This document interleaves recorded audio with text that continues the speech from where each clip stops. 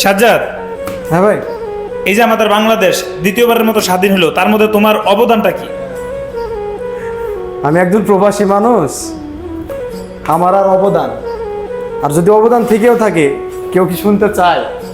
না, তারপরে বলো, একটু শুনি। অবদান বলতে যেদিন আমি বুঝি যে বাংলাদেশে আন্দোলন শুরু হয়ে গেছে, সেই দিন থেকেই আমি দুহাত তুলে আল্লাহর কাছে দোয়া করি।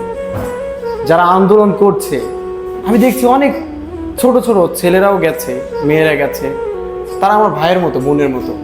আমি শুধু তাদের জন্য দোয়া করেছি দুহাত তুলে, যেন তারা ঠিকভাবে আন্দোলনটা করতে পারে এবং তারা যেটা চাচ্ছে সেটা যেন পায়, এটাই চাওয়া ছিল। তারপর এক পর্যায়ে তো অনেক ছাত্রছাত্রীকে হত্যা করা হলো।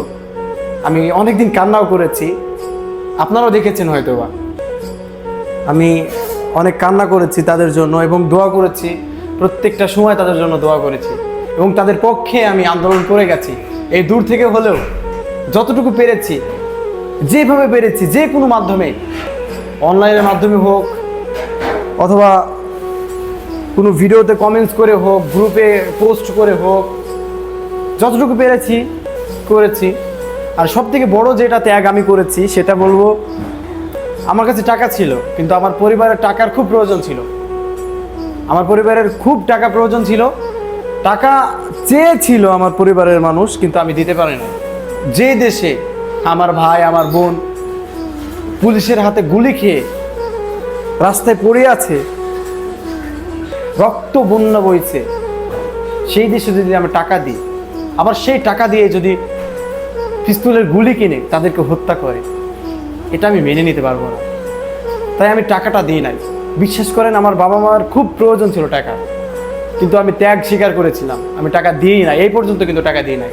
তবে আমি দেব, কাল পরশু টাকা দেব, শুধুমাত্র আমার ভাই বোনদের জন্য এই ত্যাগটা করেছিলাম। তারা যেভাবে কাজ করছে বিভিন্ন রাস্তায় এবং বিভিন্ন দেওয়ালে নিজের টাকা দিয়ে, নিজের শ্রম দিয়ে বিভিন্ন রকমের কথা লিখছে, খুব ভালো লাগছে। মনে হচ্ছে না, আমাদের যে এই ত্যাগ, এই যে দোয়া আল্লাহর কাছে চেয়েছি, বৃথা যায় নাই। তবে আমার ভাই, আমার বোন শহীদ হয়ে গেছে, কিন্তু তাদের রক্ত এখনো রাস্তায় থেকে শুকায় নাই। তাই এর বিচার আমরা চাই। আমার মতো যারা প্রবাসী আছে, সবার কাছে আমার একটাই চাওয়া, এইখান থেকে কখনো মনটা সরাবেন না। বিচার যতক্ষণ না হবে ততক্ষণ পর্যন্ত কেউ স্থির হবেন না। প্রত্যেকটা হত্যাকাণ্ডের বিচার চাই। সর্বশেষ একটাই কথা, প্রত্যেকটা হত্যাকাণ্ডের বিচার চাই।